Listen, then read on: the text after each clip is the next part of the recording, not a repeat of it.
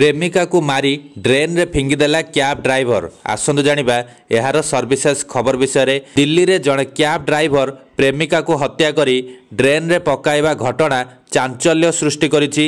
मार्च 12 तारिख रे पूर्व दिल्लीर जड़े महिला निखोज हो जाइथिले।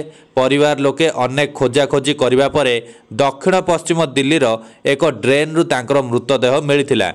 पुलिस एही मामला रे आसिफ एवं कुबेर नामक दुई जन युवकों को गिरफ्त करिछि।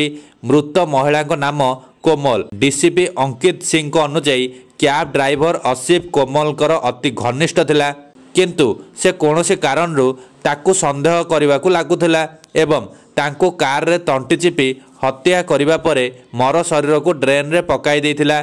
अभियुक्त माने पुलिस को कहिसंदी सेमाने कोमल को मर शरीर को ड्रेन रे पकाइबा पूर्वरु तांको हाथ और गोड़ रे पत्थर बांधि देथिले।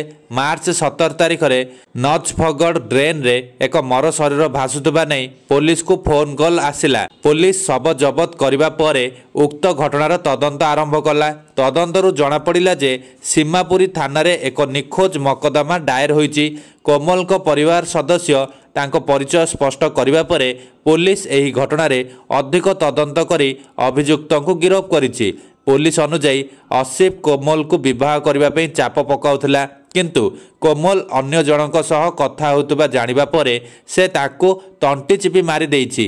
आसिफ एवं कोमल परस्पर को 4 वर्ष हेबो जानिथिले। कोमल सुंदर नगर रे रहुथिले। कोमल को बापा मांकर चंडीगढ़ रे एक बुटीक अछि। कोमल जड़े सिविल डिफेन्स भल्युंटर थिले। मार्च 12 तारिख रे कोमल आनंद नगर स्थित निज कर्मक्षेत्र को बाहरी आउ फेरी नथिले।